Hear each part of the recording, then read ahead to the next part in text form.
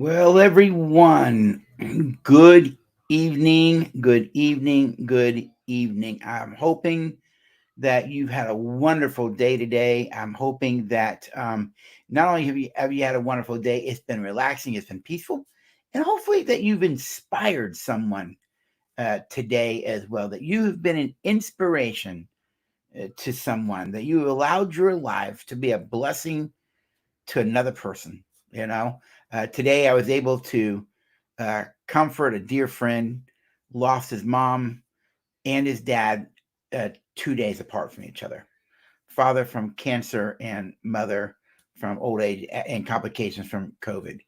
And just to got to just to comfort him and be there for him, and had to encourage someone who had to turn in a stepfather because he's taking pictures of his stepdaughter, and that's just stuff like that should never happen.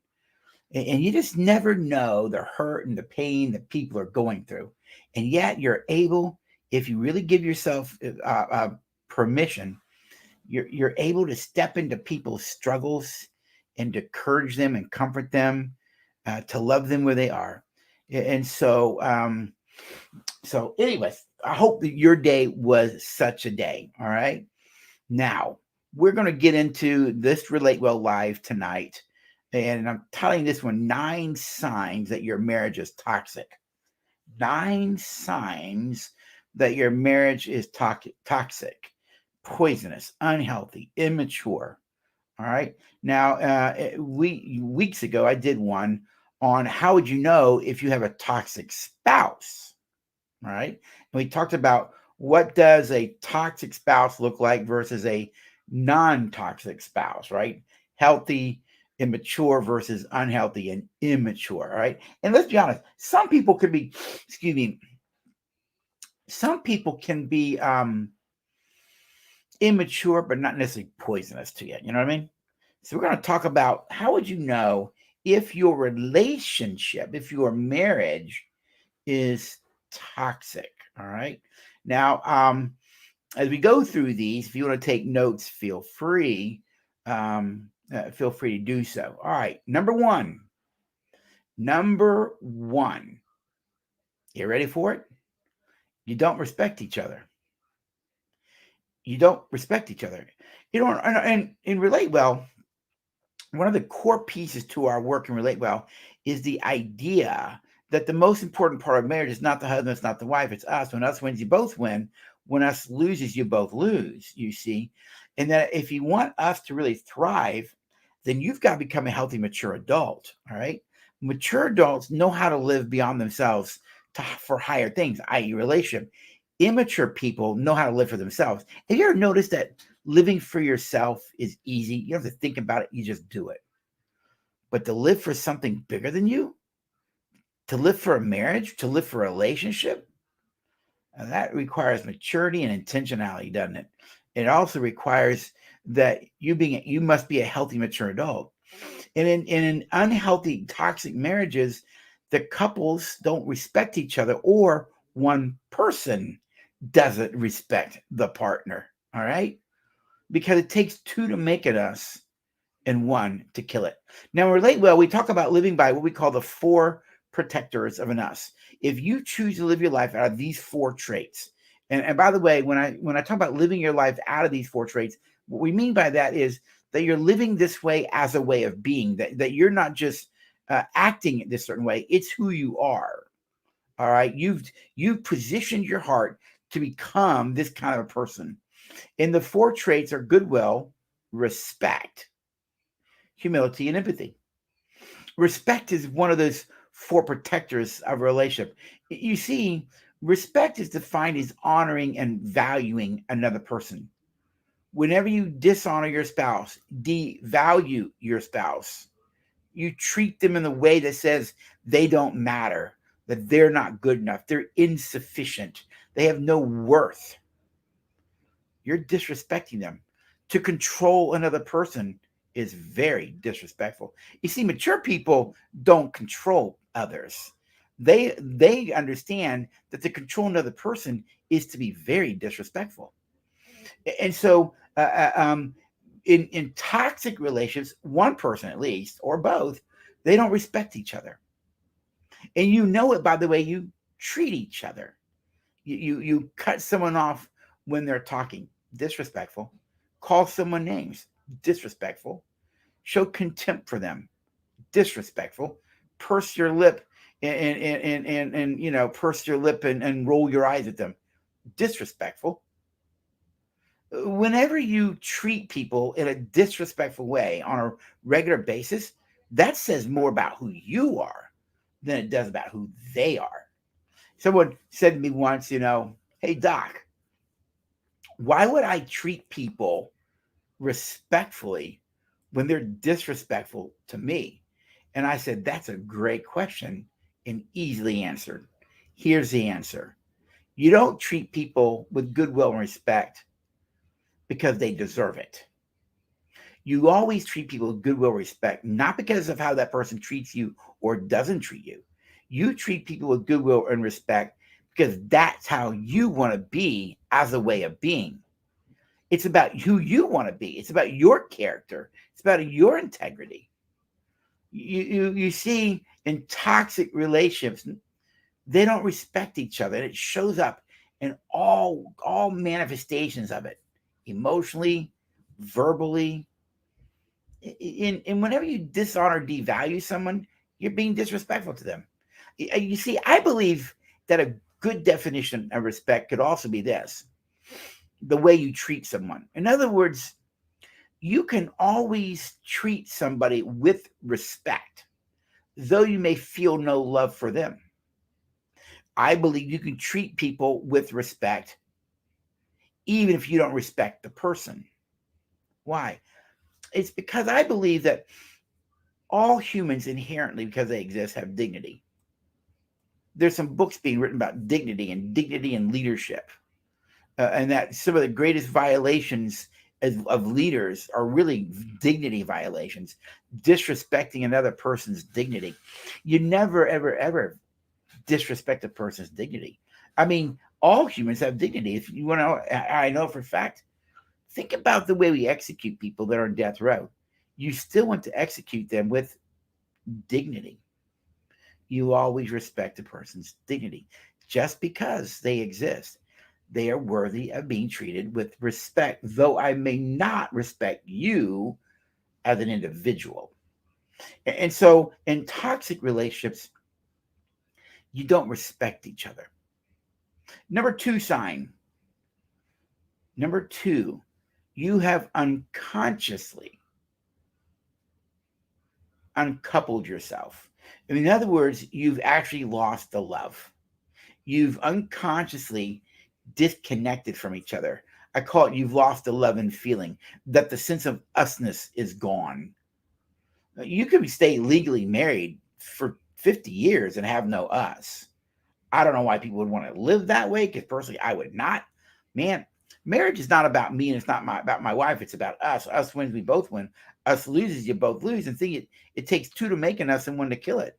But in toxic relationships, the couples have uncoupled. They've disconnected. They don't want to be around each other. They emotionally don't even want to be connected to each other.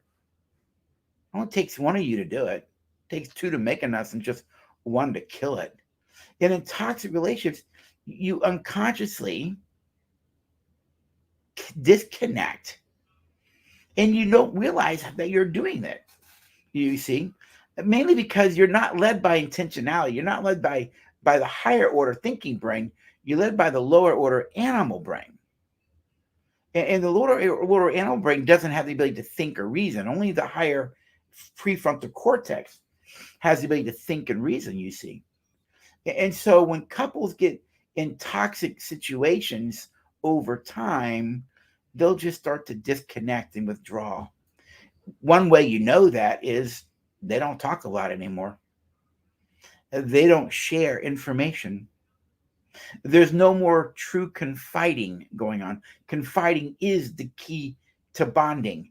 And Gottman's research in particular shows that when couples get more and more distressed, the less and less they actually confide in each other. And then when they do talk, it's more logistical things, who's picking up the kids or what's for dinner or whatever, those kind of things.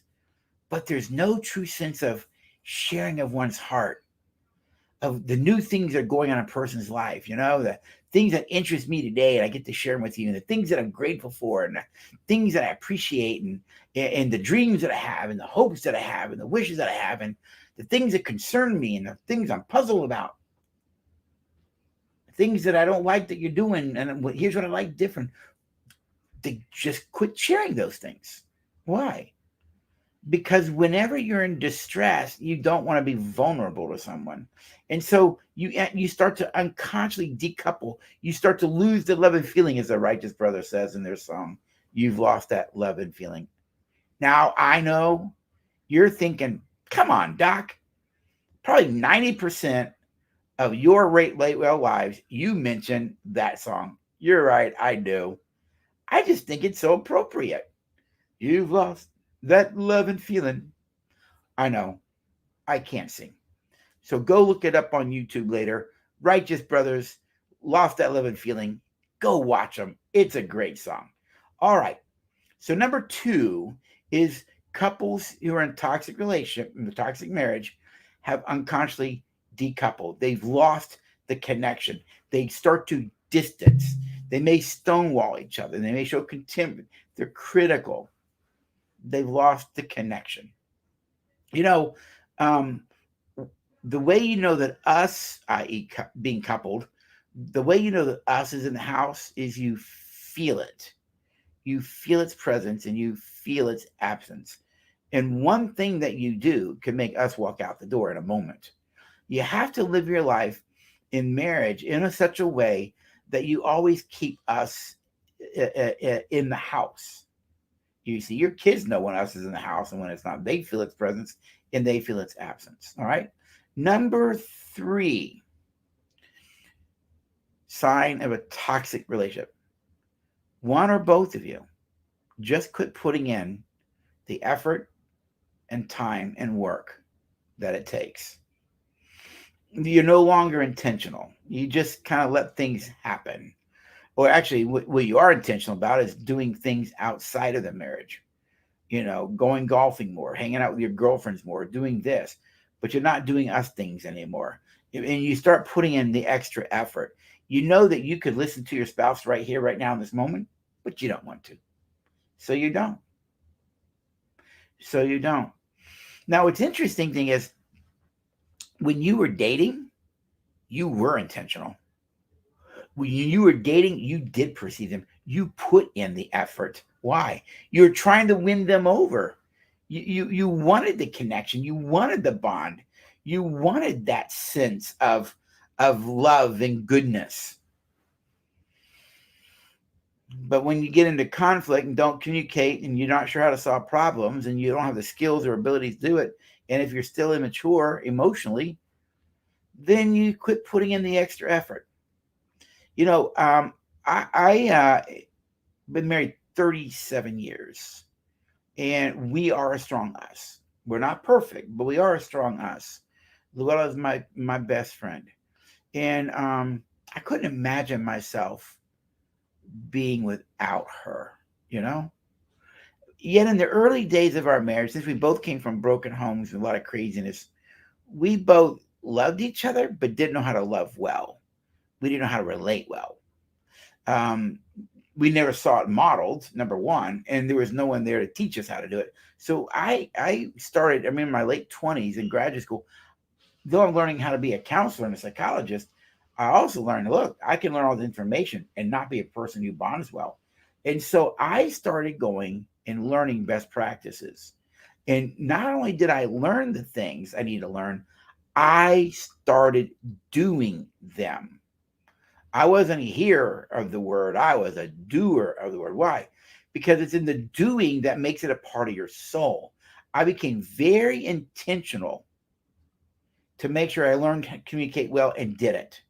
I learned how to emotionally regulate and did it. I also learned that, hey, Luella has these needs and here's how she likes them met. I made sure I did those things. Why? Well, why wouldn't I? I love her.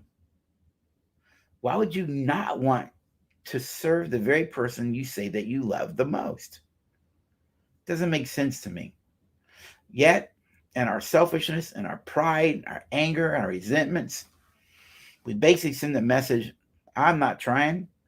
And eventually the other person quits trying because they figure out you don't care. And when you don't put in the extra effort, you, if you think about it, you're sending a message, I don't care.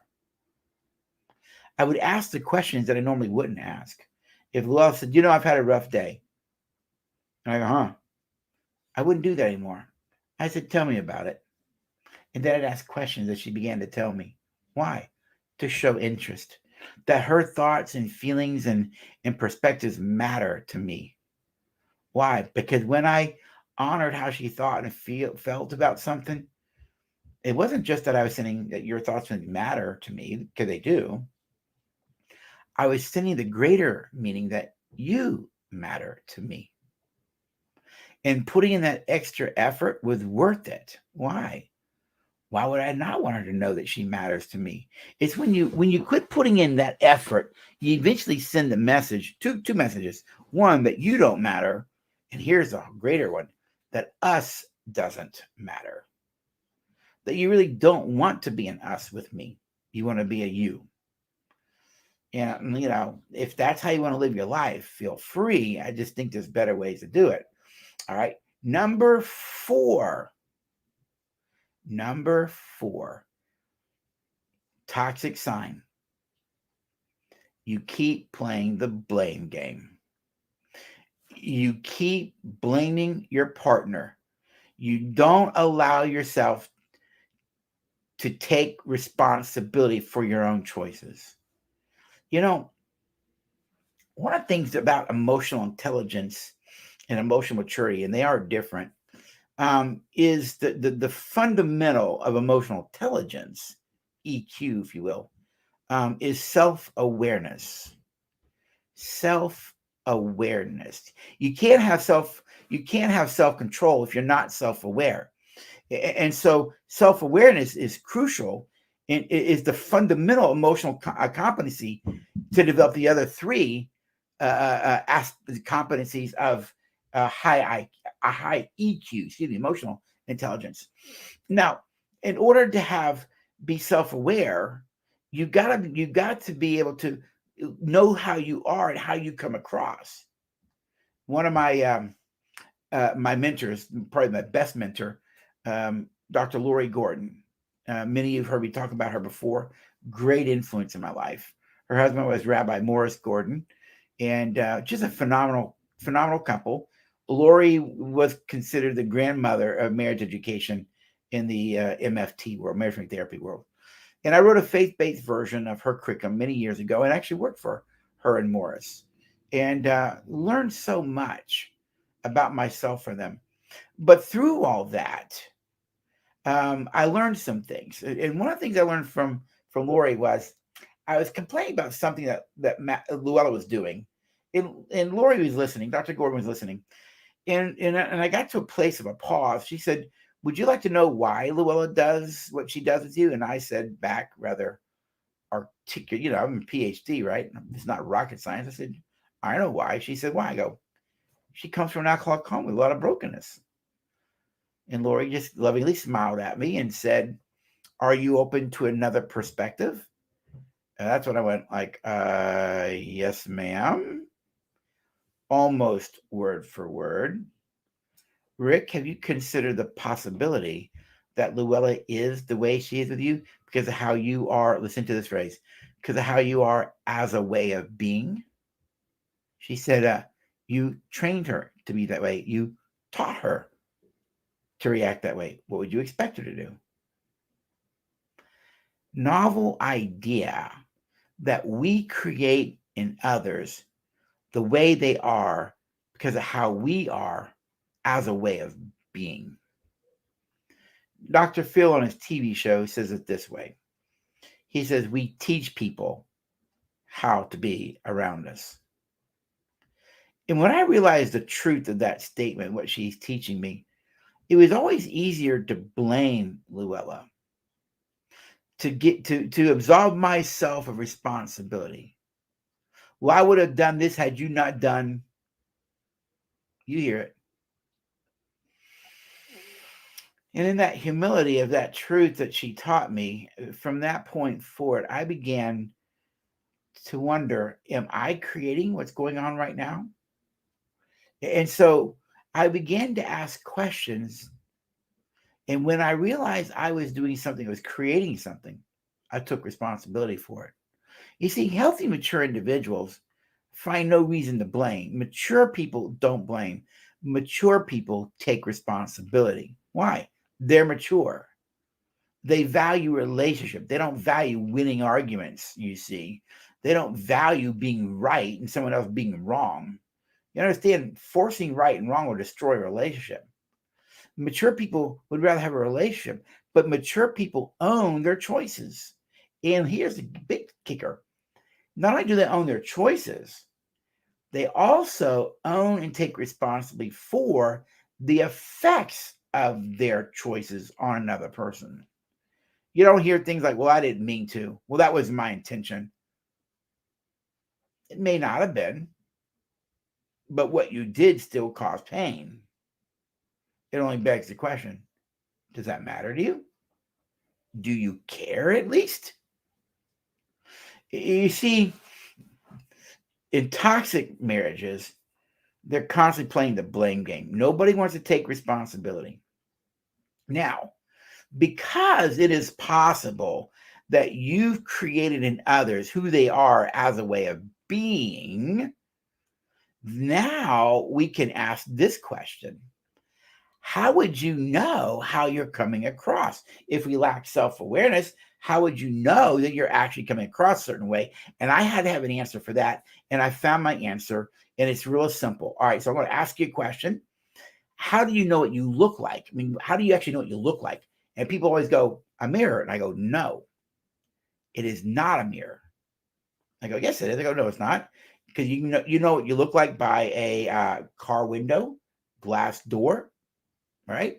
Blacked out iPad screen, um, water. And people go, oh, you know what you look like by reflection. Exactly. Mirrors and all the things just reflect what you look like. So you actually know what you look like by a reflection. So here's what I learned. When I'm interacting with Luella, who I am as a way of being in a moment is going to be reflected in her eyes, her body. She will then reflect who I'm being in a moment.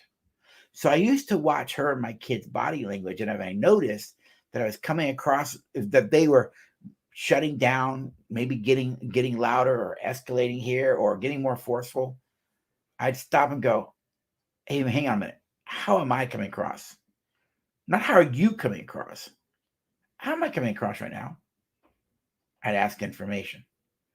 And Lila might say, well, you're doing this, and that makes me feel like you're being manipulative. And I go, so well, you think I'm being manipulative because of these things right here? She goes, yes. And I would think about that. And then I'd say, well, forgive me. Because if these things suggest to you that I'm being manipulative, forgive me. I don't ever want to come across that way to you. I would just take responsibility for whatever message I was sending, whether it was my intention or not. Why? It was the mature thing to do. And then I would shift and say, now what I'm trying to do is this. And then I'd shift and then try to explain what I was trying to say or trying to do. Why? Because I value the relationship, value her heart. You see, you can either protect a person's heart or damage her heart. Or as Dr. Gordon said to me a long time ago, you're either a source of pleasure or a source of pain. And then you're a source of pleasure if you treat people in a loving way. You're a source of pain if you treat people in unloving ways. It's not rocket science. It's just real simple. All right. Number 5, your usness, your sense of usness is no longer a priority for you. It's no longer the centerpiece for your marriage. It is no longer the thing that you value. You value yourself. And when it's two individuals without an us, it's not a good way to live life. I've had family members that have lived that way in their marriages, some long term. I've had clients that come in 50-year marriage, and they've had no sense of us for 40 of those. But they're together because they may be pre-Vatican II Catholics, or that, God hates divorce, so we're going to stay miserable married. Let me say something, folks. God is not impressed that you don't divorce. I'm gonna be honest. Okay, for those in the faith community, people say, "Well, I'm this way because I stay married because God hates divorce." And I go, "Don't fool yourself. God is not impressed you don't divorce. He's only impressed when you love each other. It doesn't say the greatest of these is not divorcing." But in toxic relationships, the sense of usness, the union, is no longer the centerpiece.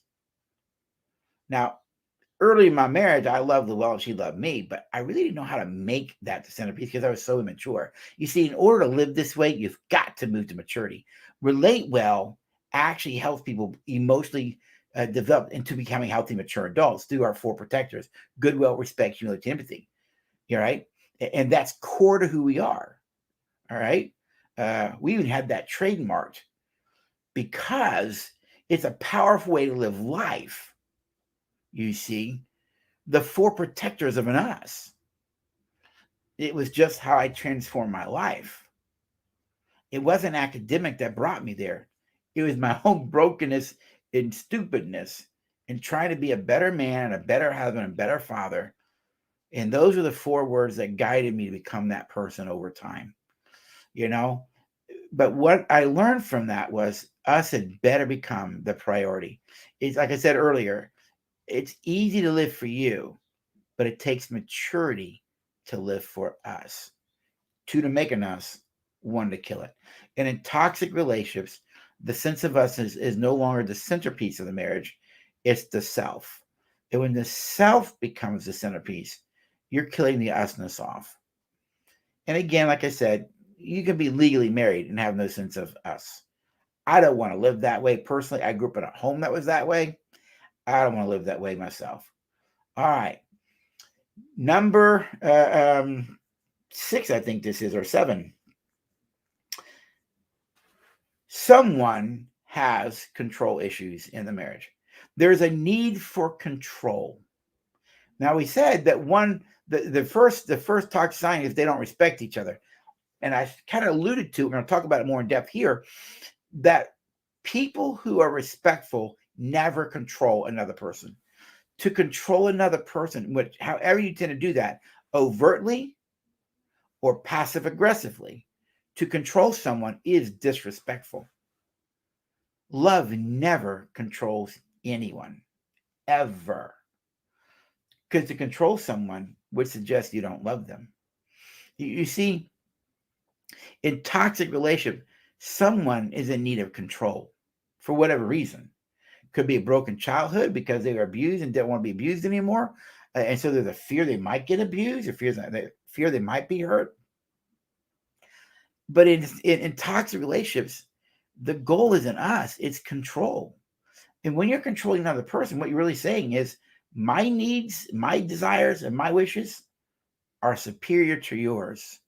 And by the way, since I'm controlling you, you're not a person, you're an object. Did you get that? When you control someone, you're really saying to them and suggesting you're not a person, you're an object. You see, in healthy relationships, you don't control people, but you do control objects, don't you? Of course we do. And because objects are things you control, that's what we do. We manipulate objects. This is why people who are addicts manipulate and control, because addicts don't bond to people, they bond to objects. And what do you do with objects? But control and manipulate them. This is why people who are married to addictive personalities feel controlled and manipulated, because addicts don't bond to people. So you become an object to be controlled and manipulated in order to keep the addiction going. But you can have control issues without being an addict. You can think of extreme, like narcissistic personality disorder or antisocial, right? Personality disorder. So antisocial personality disorder acts as 2 diagnoses for those in the mental health field understand what that means. You know, if you don't want to control people, you're going to have to move to humility. You're going to have to move to respect. You see how everything ties back to the 4 protectors: goodwill, respect, humility, and empathy. What a powerful way to live life. There's no goodwill in trying to control someone, and it's highly disrespectful. And when you control someone, you can't care for them because you're really caring for yourself. So you lack empathy. And because you're operating in ill will, disrespect, and you're uncaring, lack of empathy, guaranteed you're in pride. Because the only way you can live a life of goodwill, respect, and empathy is through humility. And yet we know through research that only healthy, mature adults can live a life of maturity. Immature people in conflict default to the lower order animal brain down here, fight, flight, or freeze. Thus, they're defensive. Mature people, though, move to compassion. Thus, they're cooperative. All right. Next sign. The next sign you're in a toxic relation. One or both of you is not flexible. You're not flexible. You're not willing to adapt. You're not willing to change. You're not willing to give. You're in a fortress and you're immovable. No love in that, is there? No love in that at all. You're not willing to be flexible. You're not willing to change. You're not willing to transform. You're not willing to adapt. Why? Because you want it your way. I think there was a song about that, wasn't it? Good old Frankie. You're not willing to adapt. Why would a person not want to adapt? One, they're unhealthy and immature. Yes. I think other reasons people are afraid to adapt because sometimes what's familiar is comfortable, but if I had to change, that's scary. That's scary. Some people aren't sure what to do different, so it's easier to stay in what they know. It's familiar, you see. Some people are unwilling to adapt because they've seen their partner not be adaptable. You see, one of the great gifts you give yourself is to recognize that time changes moment by moment, all the time. Culture changes, people change.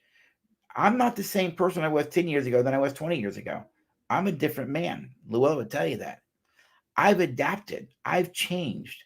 Same time, Llewellyn's changed. My children have changed. And I have to adapt with that as well. I've got to change with that.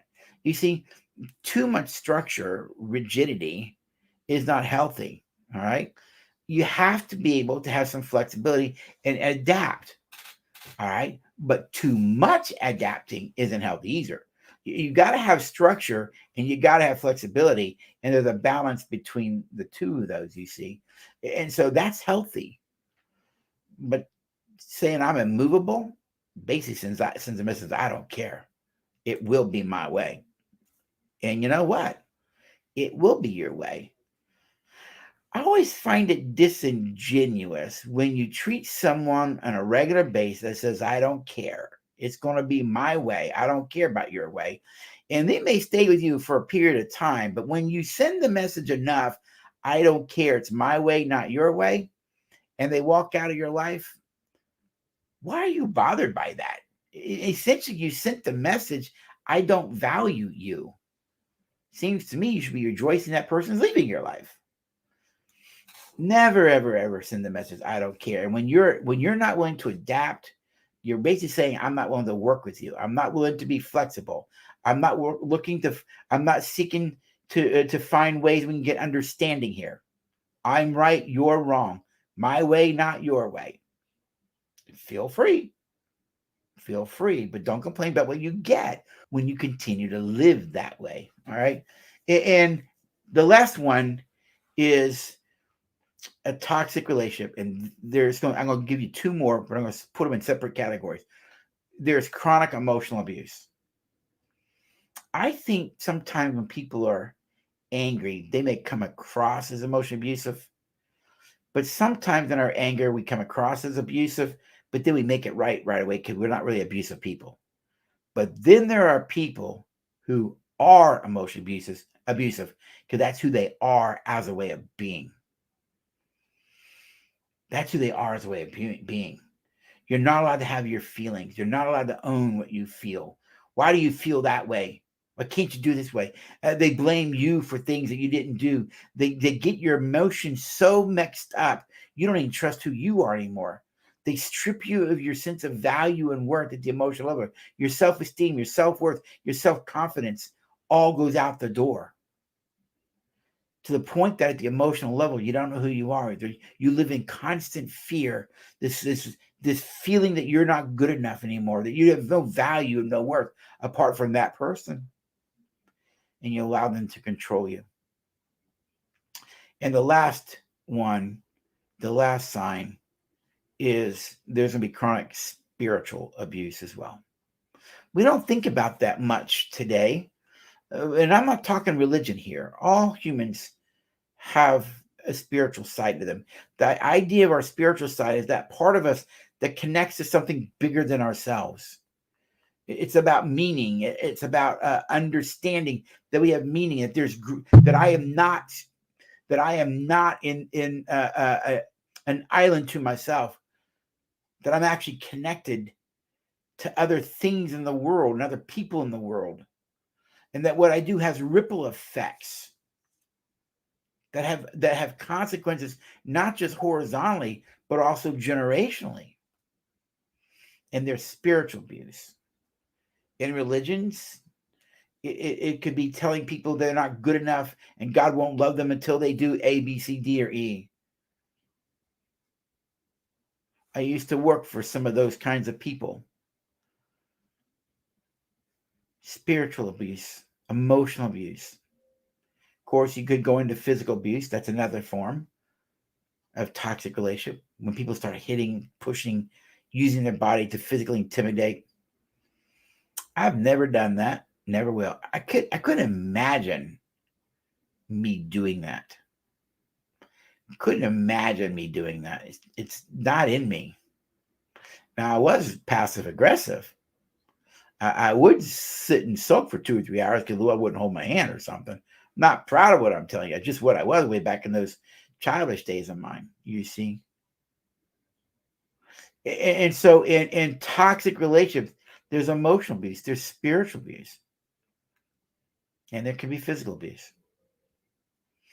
You see, if you see these kinds of things in a cluster on a regular basis, you're probably in a toxic marriage. What do? First and foremost, you have to respect yourself. You got to respect yourself and say, no, I'm not living this way anymore. I'm changing. Go get help. Go see a counselor. Go see a pastoral counselor. Get a mentor or a coach in your life, someone to help you become the best version of you. You got to set boundaries with the people. Same time, if you are contributing to the toxic nature of the marriage, you got to own those parts of you. And I argue as well, you need to go ask that person forgive you for the things that you've done to them that's harmed them and the relationship. Because that's what mature people do. They own up to their mistakes. They own up to their choices, as well as the effects of those choices. I've had to do that over the years. Eat crow, that old phrase, you know. Fortunately, I don't eat crow as much anymore, and I'm grateful for that. Anyways, those are some signs that you're in a toxic marriage. My hope is, if you're listening, you're not in one. And as always, the things I teach that apply to marriage, guess what? They apply to any relationship, parent-child, friend to friend, even in a work team. This is Dr. Rick Marks. Thanks for hanging with me. I hope in some small way this has been helpful and beneficial for you. If you'd like for me to teach something, please do me a favor. I mean, really, really, really, please do me a favor. If you would like for me to deal with a topic in marriage, send me a direct message through Facebook or Instagram or even through the YouTube channel here. Please let me know what that is. I'm always looking for topics that you want to hear, but I never hear feedback. So if there's something you'd like for me to talk about, send it to me. If not, I'll keep choosing the topics. All right. Have a good evening, everyone, and have a great day tomorrow. Bye-bye.